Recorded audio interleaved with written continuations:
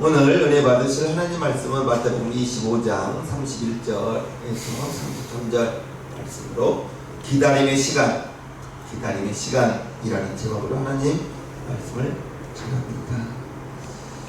오늘날 속도가 굉장히 중요하죠. 부산 서울역에서 부산역까지 2시간입니다. 경부고속도로가 이렇게 건설될 때에 생각하면 상상도 할 수 없는 일이죠. 정말 빨라져가는 세상, 인터넷 말할 수도 없이 빠릅니다.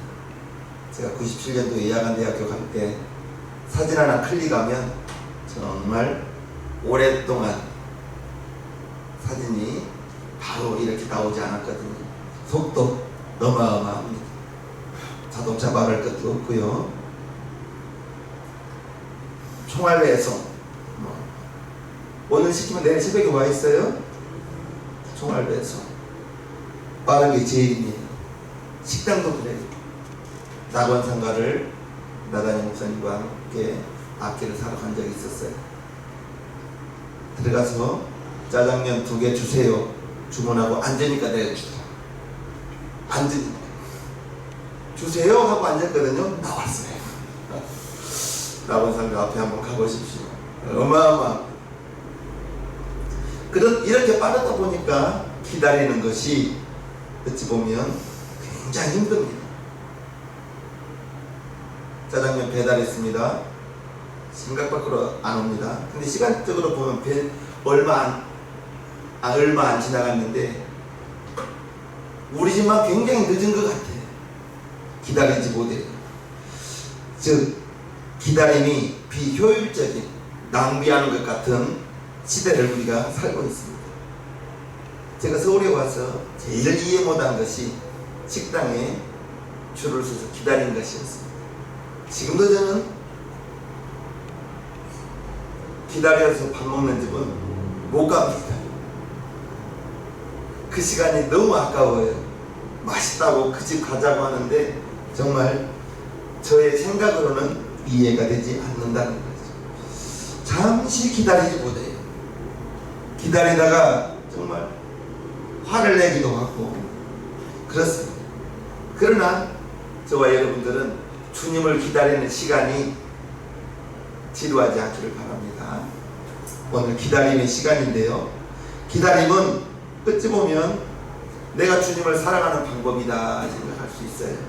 기다림이 사랑하는 사람을 위해서 내 시간을 내주고 사랑하는 사람이 잘 되기를 묵묵히 응원하고 기다려주는 것, 그 모든 것이 기다림에서 비롯된다 생각해요. 그래서 기다림은 오늘 이 시간 말할 때 또 다른 사랑이다, 그렇게 말하고 싶습니다. 기다리면서 우리가 주님을 기다리면서 주님 사랑하는 마음을 갖게 되고요. 기다림 속에서 나와 주님과의 관계를 소중한 관계임을 알게 되고요. 기다림 속에서 우리의 믿음의 가치가 더 소중한 것을 깨닫게 됩니다. 그 기다림 속에서 주님과의 사랑의 향기가 더 진해져 갈 거예요. 사랑하는 사람을 기다린다는 것, 그 기다림 속에서 시간이 지나가는데요. 시간, 어찌 보면 우리에게 24시간이 주어지는데 그 시간을 어떻게 활용하느냐. 누구나 똑같이 24시간인데 그 소중한 시간을 우리는 주님을 기다리면서 또는 사랑하는 사람을 기다리면서 그 시간을 선물하는 것과 같은 것이죠. 기다림은 사랑이라고 말하고 싶어요. 사랑하면 기다리게 되고 사랑하는 것만큼 기다리게 된다는 거죠. 야곱이 형 에서의 눈을 피하여 외삼촌의 집으로 도망을 갔죠. 거기서 라헬과 레아 2딸이 있었는데 레아는 알력이 부족하고 라헬은 용모가 곱고 예쁘다 했어요. 그래서 야곱이 라헬을 얻기 위하여 몇 년간이 됐어요? 7년간 돈 한 푼 받지 않고 아내 얻기를 7년간 외삼촌 집에서 일을 했는데 그 7년을 하루처럼 짜증 부리지 않아. 왜요? 자기가 사랑하는 라헬을 부인으로 받기 위하여 7년을 하루같이 일하고 결혼식을 하고 다음날 보니 레아일 거예요. 저는 여기에서 이해가 안 되는 거예요. 아니 하룻밤을 같이 보냈는데 라헬과 레아가 쌍둥이는 아니잖아요. 그걸 모를까? 어쨌든 여러분들이 천국에 가서 한번 물어보세요. 왜 몰랐는지. 어찌했든 라헬을 얻기 위하여 7년을 하루같이 일했는데, 즉 사랑하는 사람을 기다리고 참았는데 레아였던 거죠. 고린도전서 13장 사랑에 대해서 이렇게 말합니다. 사랑은 오래 참고 사랑은 온유하며 투기하는 자가 되지 아니하며 사랑은 자랑하지 아니하며 교만하지 아니하며 무례히 행치 아니하며 자기의 유익을 굳이 아니하며 성내지 아니하며 악한 것을 생각지 아니하며 불의를 기뻐하지 아니하며 진리와 함께 기뻐하고 7절 우리 합독합시다. 시작. 모든 것을 참으며 모든 것을 믿으며 모든 것을 바라며 모든 것을 견디느니라. 아멘. 즉 사랑은 오래 참고 사랑은 모든 것을 견딘다고 나와있어요. 한순간에 되는 것은 아니라는 거예요. 저와 여러분들이 오래 참고, 즉 시간이 지나야 되는 거예요. 기다려야 되는 거예요. 모든 것을 견딘다고 했어요. 쉽게 이루어지는 것이 아니라는 거죠. 사랑하면 그 사랑하는 대상에 대해서 인내하게 되고, 그 사랑하는 사람을 통해서 어려운 상황이 온다 할지라도 모든 것을 참으며 모든 것을 믿으며 모든 것을 바라며 모든 것을 견딘다 했는데, 이 모든 것을 할 수 있는 것은 사랑하기 때문에. 저와 여러분들이 사랑은 오래 참는 것이다 했습니다. 사랑은 모든 것을 견딘다 했습니다. 그래서 기다림은 사랑이다 라고 오늘 말하고 싶어요.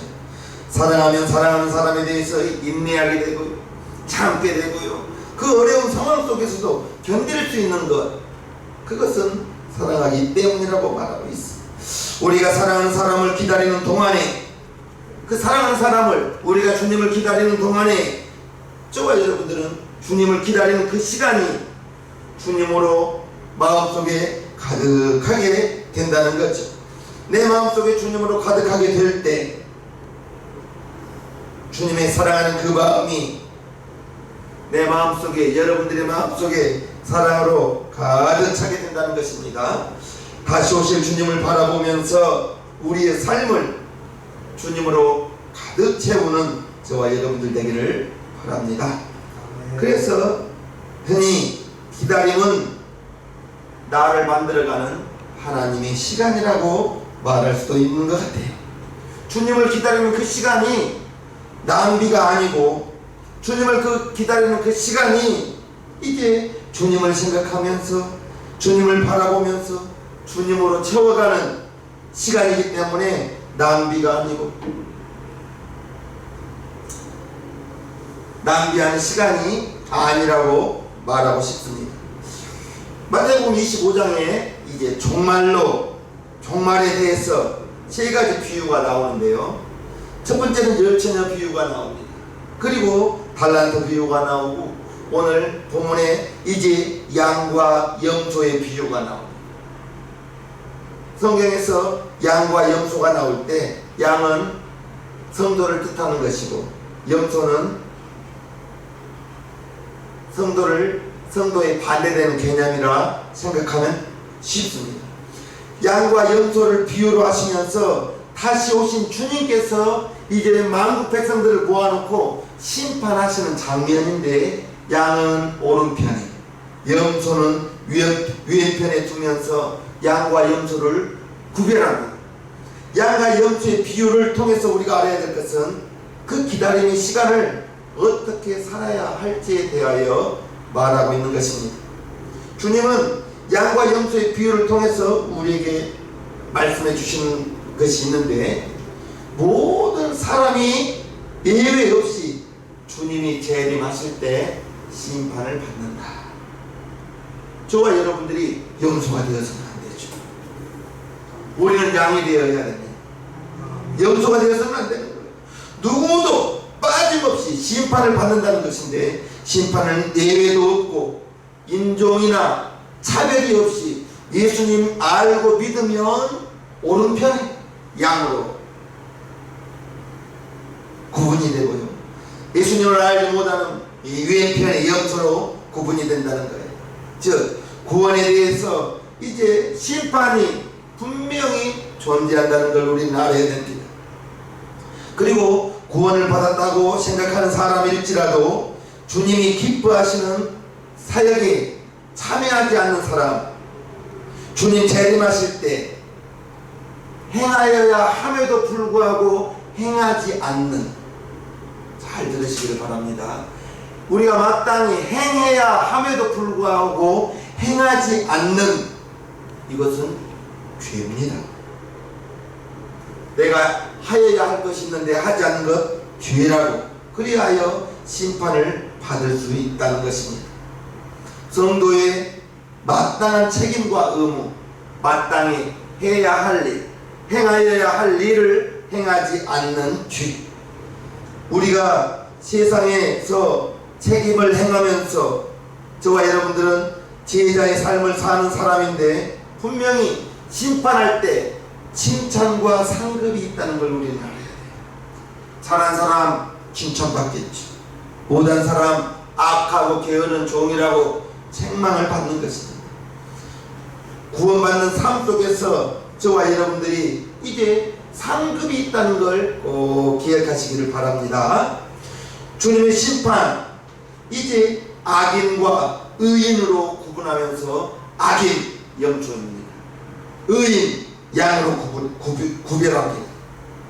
그 악인과 의인, 양과 염소, 여기에는 그 구별하는 기준이 있는데, 사랑을 실천했느냐 실천하지 못했느냐, 여기에서 이제 죄에 대한 우리의 생각,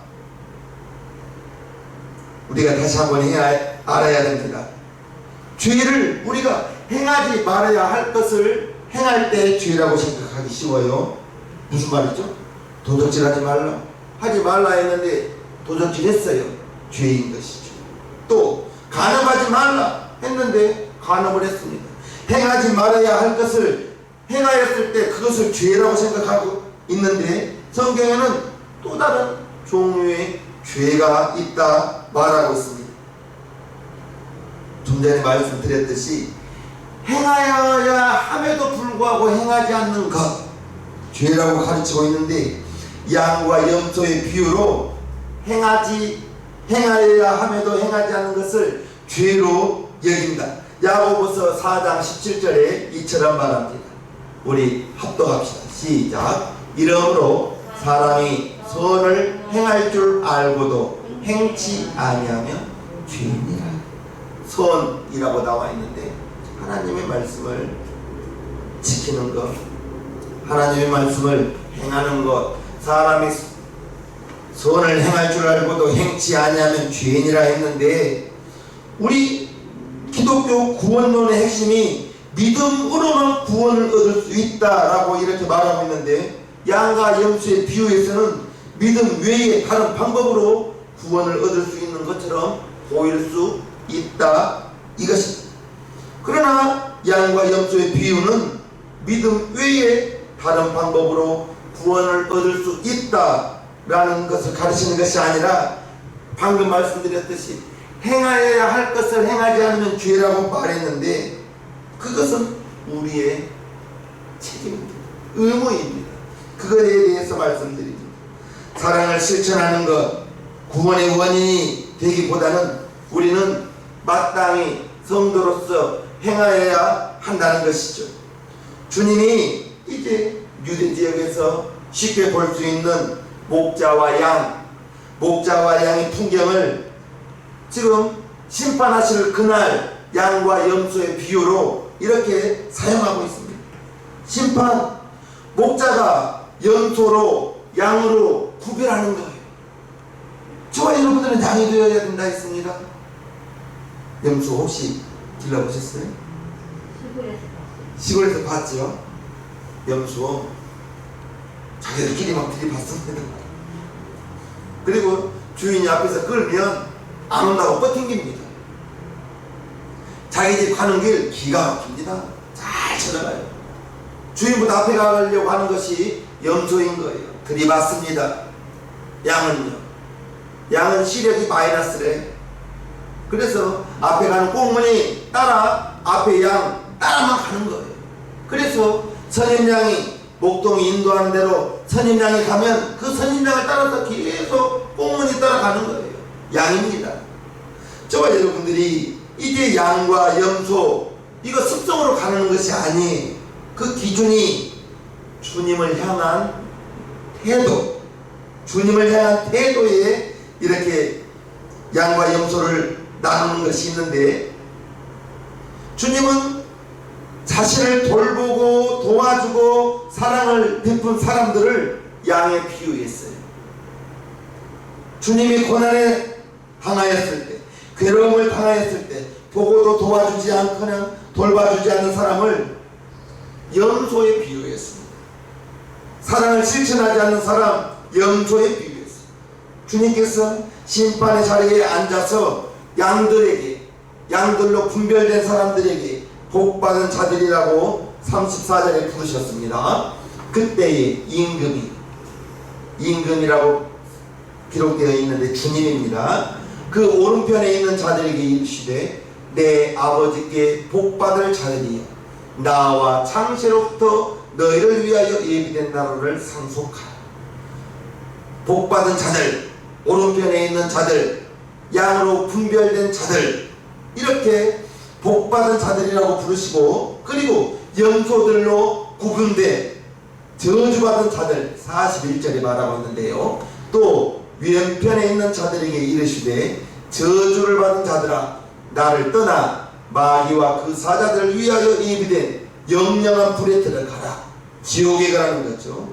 자, 양은 오른편에서 복받은 자들이라고 말하고 있고, 염소로 구분된 자들은 왼편에 있는 저주를 받은 자들, 영영한 불에 들어가라, 지옥에 가라, 이렇게 말하고 있는데, 이것은 예수님께서 이 땅에 계실 때 주님을 영접한 자들, 영생과 천국을 소유했다 말씀해 주시는 것이고, 주님을 거부한 사람에게는 저주를, 사망과 멸망, 지옥에 가라, 이렇게 말하고 있는데, 하나님 나라가 시작한 이후에 주님과 관계된 요한복음 3장 16절에 정확히 나와 있습니다.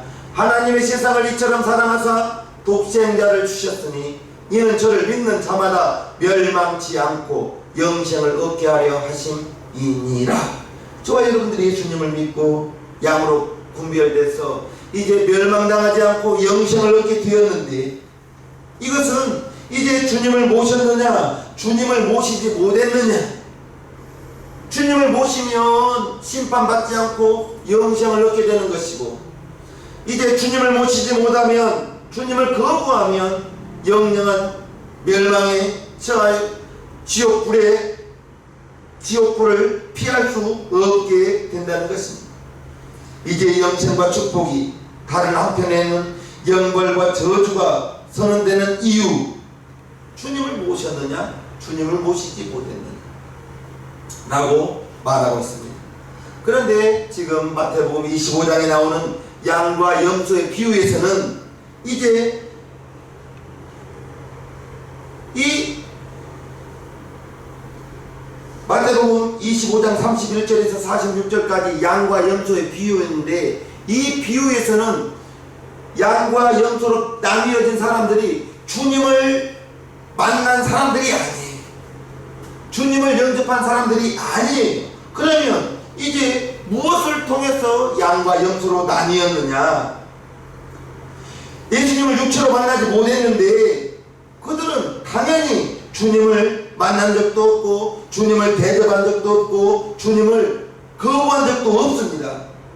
주님을 만난 적이 없기 때문에.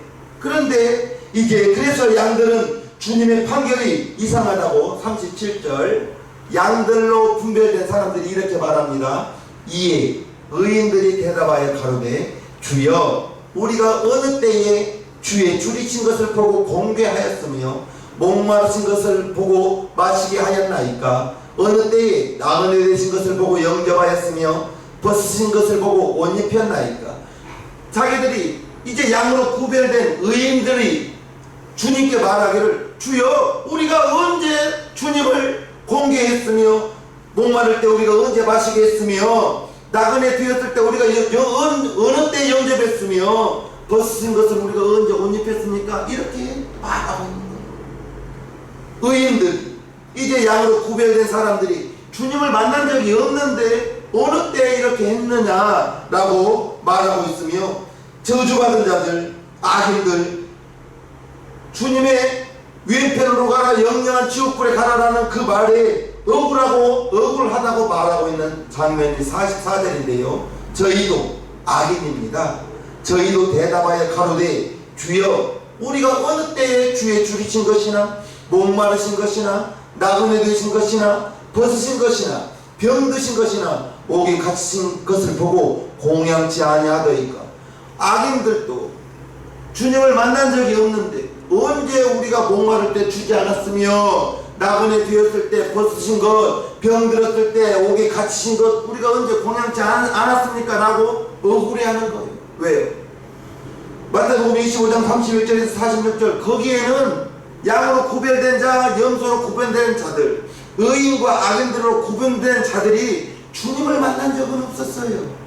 그런데 주님은 왼편에는 염소, 오른편에는 양으로 의인과 악인으로 저주받은 자들, 복받은 자들 이렇게 나누는 것을 봅니다.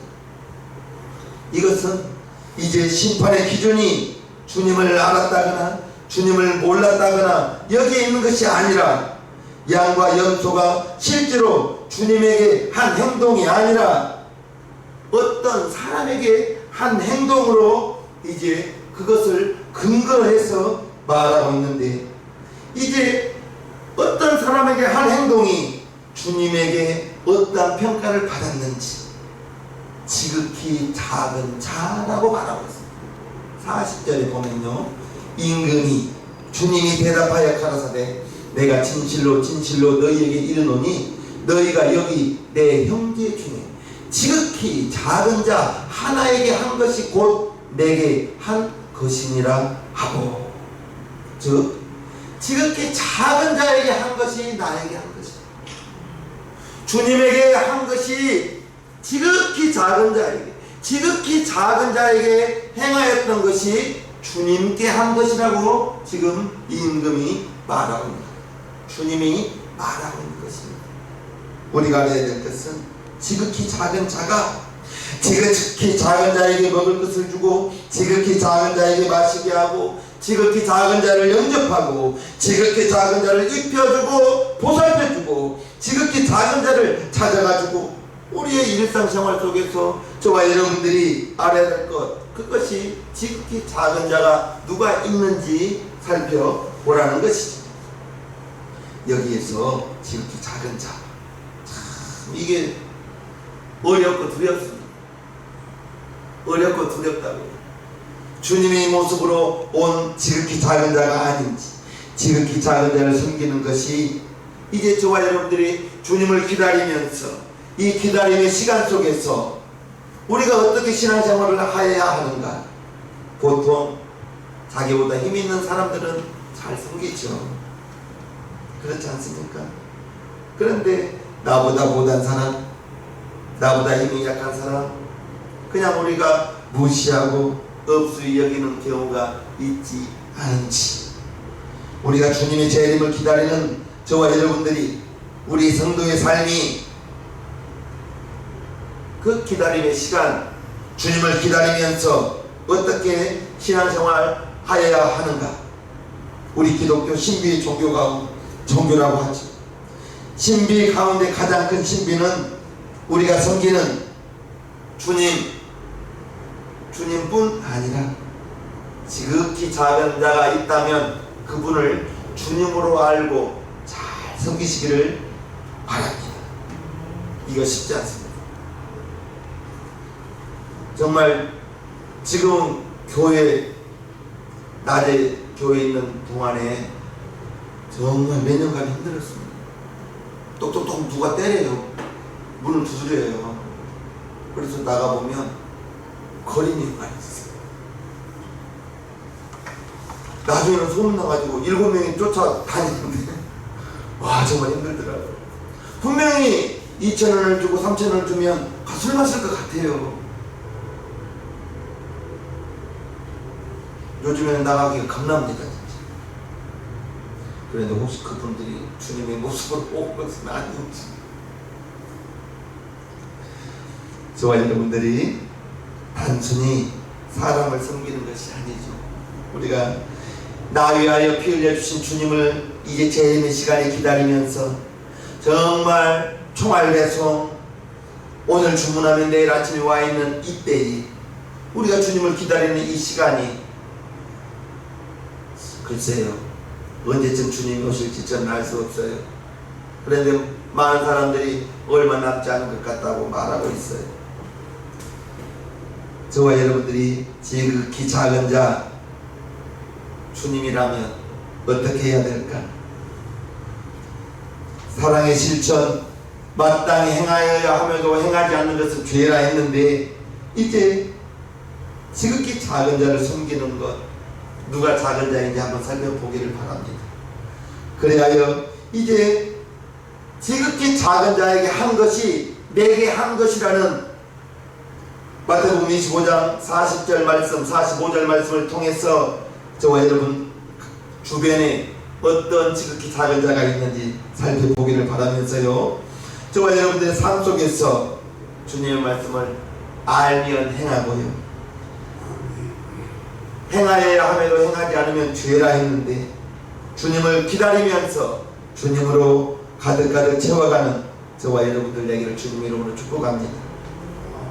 축복합니다. 찬송가 476장을 하겠습니다. 주 예수 넓은 품에